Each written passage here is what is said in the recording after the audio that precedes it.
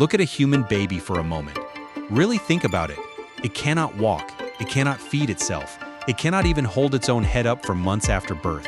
Compared to almost every other animal on the planet, a human infant is born catastrophically, almost absurdly, unfinished. Now look at a baby chimpanzee, your closest living relative, sharing something like 98% of your DNA. Within days, it can grip its mother's fur with real strength. Within a year or two, it is already climbing, foraging alongside her, far more physically independent than a human toddler will be for years to come. So here's the question that should genuinely bother you. If human babies are this helpless, this metabolically expensive, this slow to develop, how did your species survive at all, let alone come to dominate the planet? The answer is not simply about mothers working harder. It is about something far stranger and far more radically collective than most people assume when they picture prehistoric family life. This is the cooperative breeding hypothesis, and it might be one of the single most underrated ideas in the entire field of human evolution. Start with the basic arithmetic of the problem, because the numbers alone are staggering. Raising a human child to full independence takes an enormous amount of time and caloric investment, roughly 15 to 18 years before that child can reliably feed and protect itself in a hunter-gatherer context. Meanwhile, a mother living in a natural fertility population without any modern contraception might realistically become pregnant again within just 2 to 4 years of her last birth. Do the actual math on that overlap. At almost any given moment across ancestral human history, a single mother could easily have had 2, 3, even 4 separate children simultaneously dependent on her for food, protection, transportation, and constant care. No single primate mother, no matter how devoted or how skilled a forager, can realistically sustain that workload entirely alone. The combined caloric and time demands simply do not add up on paper. A chimpanzee mother never faces this exact problem because chimpanzees space their births far apart, typically 5 to 6 years between offspring, specifically so that each child becomes largely self-sufficient before the next one is even conceived. Humans broke that ancient primate rule entirely.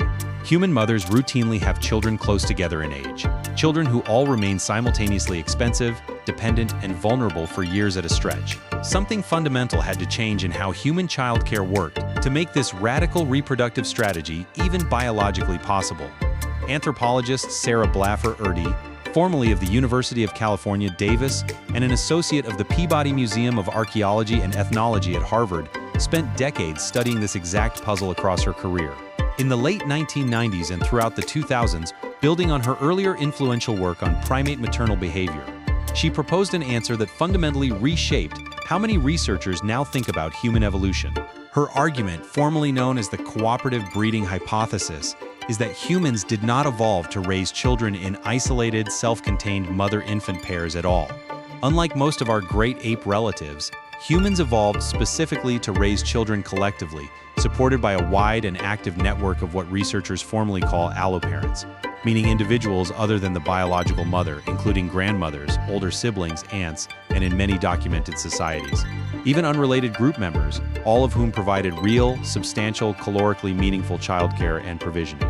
This was not occasional, optional babysitting layered on top of otherwise self-sufficient maternal care. Hrdy's research, along with subsequent work building on it, strongly suggests this cooperative distributed care was likely essential, not merely helpful, for basic child survival throughout the majority of human evolutionary history. Here is where the supporting evidence becomes genuinely compelling and remarkably consistent across very different cultures. Researchers studying modern hunter-gatherer and forager societies, groups whose subsistence lifestyles offer a rough, though imperfect window into likely ancestral conditions, have documented extensive alloparental care in nearly every single case examined so far. Among the EFE people of the Ituri Forest in the northeastern Democratic Republic of Congo, anthropologists conducting detailed focal observation studies documented infants being actively held, carried, and cared for by multiple different individuals within just their first few hours and days of life, not solely by the biological mother. Researchers recorded infants being passed between caregivers dozens of times within a single day in some observed cases. Among the Hadza of Tanzania, one of the most extensively studied remaining hunter-gatherer populations on Earth, researcher Kristen Hawkes and her colleagues found that grandmothers in particular provided substantial, measurable foraging support. actively gathering tubers and other food resources that directly supplemented what mothers alone could provide for their families. This support appeared to functionally free up mothers to safely have subsequent children closer together in age, while still ensuring that existing older children remained adequately fed and cared for during that vulnerable window. This last observation connects directly to a related and equally fascinating evolutionary idea, sometimes called the grandmother hypothesis, closely associated with Hawkes and her research collaborators across multiple published studies. The theory proposes that human menopause itself, the biological fact that women reliably stop reproducing roughly a full decade or more before the natural end of their expected lifespan, something genuinely rare across the mammal kingdom, may have evolved precisely because older women who stopped having their own biological children could instead redirect all of that remaining time, energy, and accumulated ecological knowledge into helping raise their existing grandchildren, measurably improving those grandchildren's odds of surviving to adulthood themselves. It is worth being clear that this specific piece of the broader theory remains actively and openly debated among researchers in the field, with some large-scale studies of historical natural fertility populations finding notably weaker statistical support for direct grandmother survival effects than others have found. However, the much broader underlying pattern of extensive, essential non-maternal care across human societies remains remarkably well documented and far less contested. Now, here's the part of this story that should genuinely change how you think about your own psychology right now. Today, Hrdy argues persuasively that this cooperative breeding environment did not simply help human children survive physically against starvation and predation. It fundamentally shaped human infant psychology itself at a deep evolutionary level. Unlike baby chimpanzees, who cling tightly and near exclusively to their own mothers and show clear, visible distress and fear around unfamiliar individuals approaching them, human infants are, from a remarkably early age, unusually and specifically willing to be held, soothed, and actively cared for by people who are not their biological mother. Human babies make direct eye contact readily with complete strangers. They smile openly at unfamiliar adult faces within their first weeks of life. They reach out with their arms to be picked up by people they have genuinely never encountered before. Hrdy suggests, based on comparative primate research, that this is not simply a coincidental, cute behavioral quirk of human infancy. It is very likely an evolved survival strategy in its own right. A human infant capable of actively engaging multiple caregivers, one who could successfully solicit attention, warmth, and care from a wide circle of people rather than depending entirely and exclusively on one single, inevitably exhausted mother, would have carried a significant, measurable survival advantage throughout deep human evolutionary history.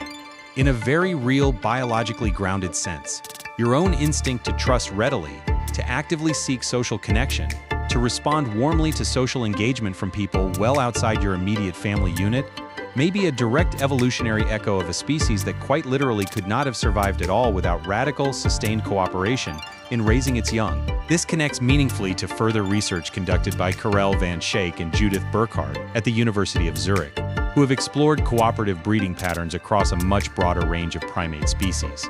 Their comparative research suggests that cooperative breeding does not simply solve a narrow logistical childcare problem in isolation. It may actually help actively drive the evolution of broader social cognition and cooperative behavior more generally across an entire species. Species that rely heavily on cooperative breeding as a reproductive strategy, including certain marmoset and tamarin monkey species, alongside humans, consistently tend to show unusually high levels of genuinely prosocial behavior, actively helping others even without any immediate personal benefit to themselves, when directly compared to closely related primate species that raise their offspring independently. Some researchers building on this framework now argue that broader human hyper-cooperation itself, our unusual and distinctly human willingness to help complete strangers, to coordinate effectively within very large groups, to voluntarily share resources with non-relatives, may trace directly back to this ancient foundational childcare arrangement, rather than emerging as some entirely separate and unrelated evolved trait, as earlier theories sometimes assumed.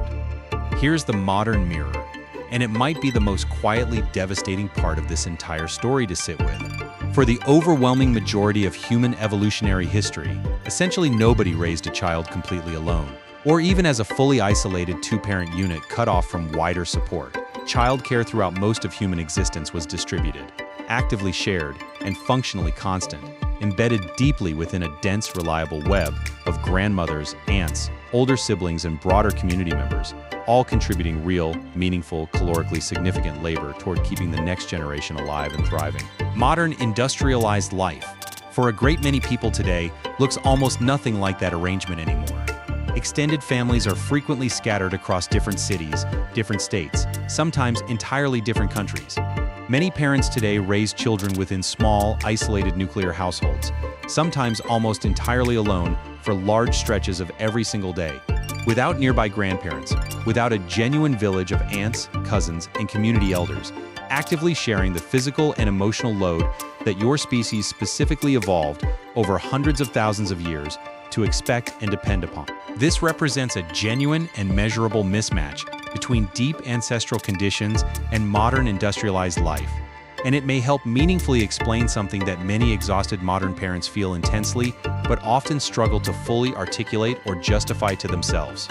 The isolation, the burnout, the persistent underlying sense that something about solo or near-solo parenting feels fundamentally unsustainable, even when it remains technically logistically manageable on paper, may not simply be a matter of individual resilience, poor time management, or some personal parenting failure. It may instead be your own evolved psychology correctly and accurately recognizing at a deep level that this modern isolated arrangement is simply not the environment it was originally built by natural selection to require.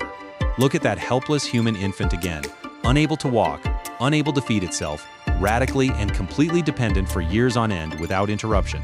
It survived, generation after generation, across hundreds of thousands of years of human evolutionary history, not because any single mother was ever somehow superhuman, but because she was never actually expected or evolutionarily designed to do it entirely alone in the first place. Grandmothers foraged tirelessly. Older siblings carried and entertained. Aunts fed and comforted. Unrelated group members held, soothed, and watched over children who were not biologically their own. You inherited that deep evolutionary expectation, wired quietly and persistently into your own psychology, whether or not the modern world currently surrounding you still actually provides it. The old saying that it takes a village to raise a child is not merely a comforting, sentimental phrase passed down through generations. It may be far closer to a precise, literal description of the exact biological and social conditions your entire species was built by millions of years of evolution to genuinely require.